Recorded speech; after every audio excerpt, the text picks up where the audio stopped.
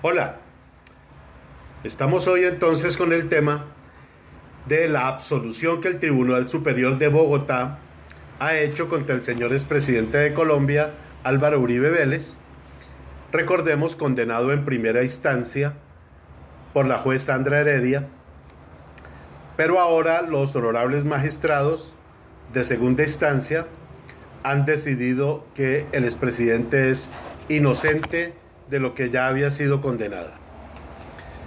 En un editorial pasado que ustedes, los que me siguen y los nuevos seguidores, pueden consultar aquí en esta cuenta de Jercargo Noticias en Contexto, vieron cómo expliqué en su momento cuál era la estrategia de defensa de estos, entre comillas, eminentes abogados, costosísimos por demás, que contrató el señor expresidente Uribe. Bueno, también después se unieron muchos lambones de manera gratuita, pero el equipo como tal, liderado por Jaime Granados y por el señor Lombana y el señor Amaya, pues me imagino que debieron cobrar una importante suma de dinero por llevar este proceso. Pero una vez más lo digo, vamos a volver a explicarlo. ¿Cuál fue la estrategia de defensa del equipo jurídico del señor Álvaro Uribe Vélez? No fue probar que él no delinquió, porque él sí delinquió.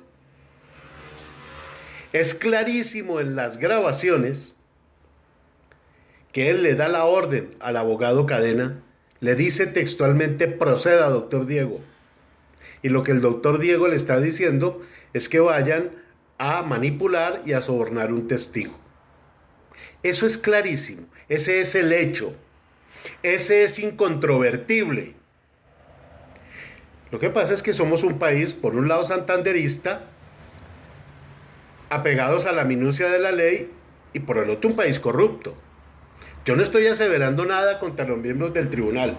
Respeto profundamente la decisión, así como se respetó de parte de algunos la decisión de la juez, no por parte de los uribistas, que ahora se indignan porque hay gente que no comparte la decisión del tribunal, porque así es el oportunismo.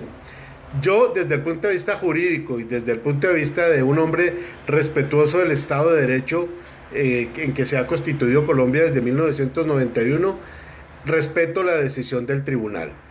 Lo que digo es que también somos un país corrupto. O sea, aparte de que somos santanderistas, también somos un país corrupto. Y uno sabe que cualquier cosa puede pasar cuando se enfrenta un poder económico y político tan fuerte como el de Álvaro Uribe, sin duda el poder más grande que el país recuerda en su era contemporánea.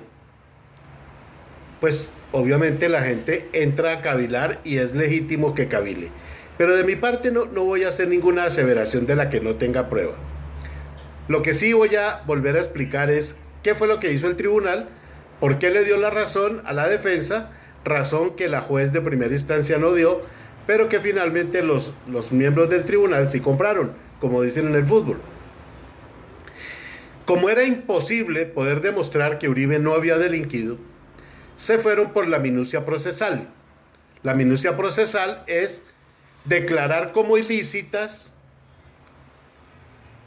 lo que en el derecho los que son abogados llaman el árbol envenenado, para decir que las pruebas fueron violatorias del derecho a la intimidad del señor Uribe, porque originalmente no se estaba grabando al señor Uribe, por coincidencias del proceso jurídico lo terminaron grabando a él, y que le violaron la intimidad. Entonces, el tribunal asume que el tema procesal está por encima de la verdad. Viola el tribunal la Constitución Política de Colombia, que afirma claramente que en todos los procesos administrativos y judiciales lo sustancial debe primar sobre lo formal. Aquí lo sustancial es que el señor expresidente Álvaro Uribe ordenó, le dio la orden a un abogado corrupto, a él sí le puedo decir corrupto porque ya está condenado, le dio la orden a un abogado corrupto como el señor Cadena de que fuera a manipular y a sobornar un testigo. Ese es el hecho claro. Pero el tribunal se va por las ramas procesales, es decir, por la leguleyada santanderista colombiana, y ordena que esas pruebas no pueden ser tenidas en cuenta porque son supuestamente violatorias del derecho a la intimidad de Uribe. Yo puse un ejemplo en el editorial que les digo que hice después de la primera sentencia y vuelvo a hacerlo en este momento. Imagínense ustedes que un delincuente cualquiera es grabado, vamos a suponer que por error, siguiendo a otro delincuente.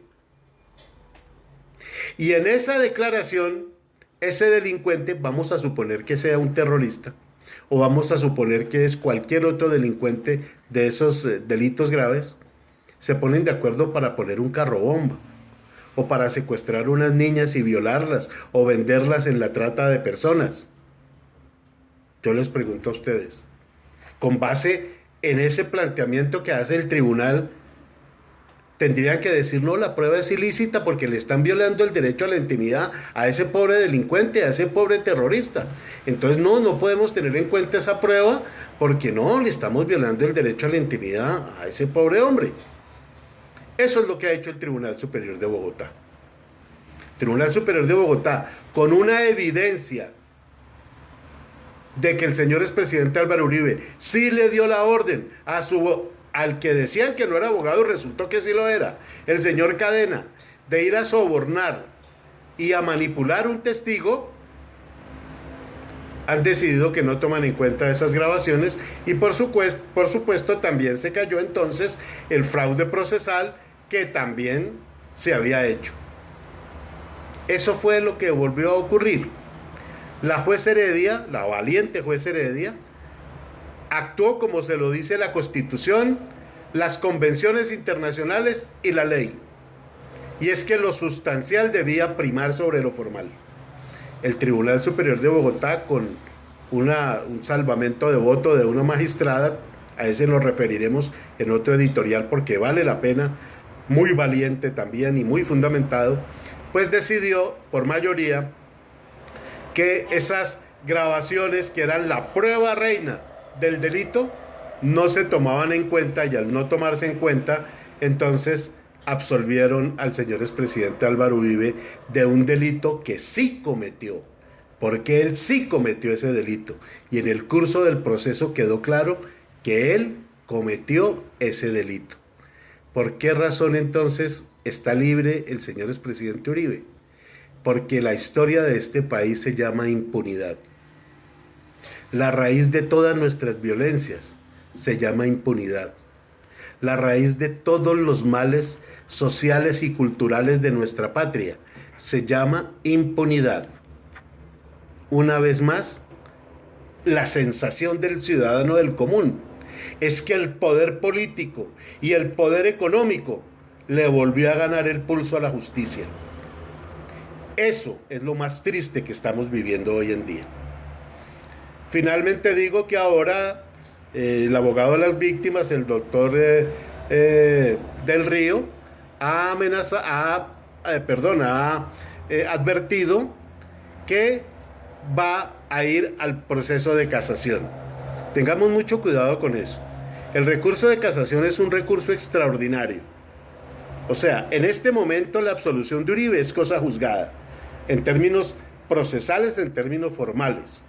El recurso de casación es un recurso extraordinario donde no es que la Corte Suprema vuelva a analizar todo el proceso, no señor. La Corte Suprema, primero, si acepta tomar el proceso, suponemos que lo hará por la importancia, lo que debe concentrarse es en ver cuáles son las fallas procesales de fondo para poder o bien decretar la nulidad y que el proceso vuelva a arrancar, que es lo que yo creería que podría pasar, es decir, devolver el proceso a un punto o declarar claramente la culpabilidad de Uribe al tener en cuenta que el tribunal no falló en derecho. Amanecerá y veremos, ojalá que haya algún día justicia en este país y no siempre esta sea para los de Ruana. Soy Germán Cárdenas González y esto es GerCargo, noticias en contexto.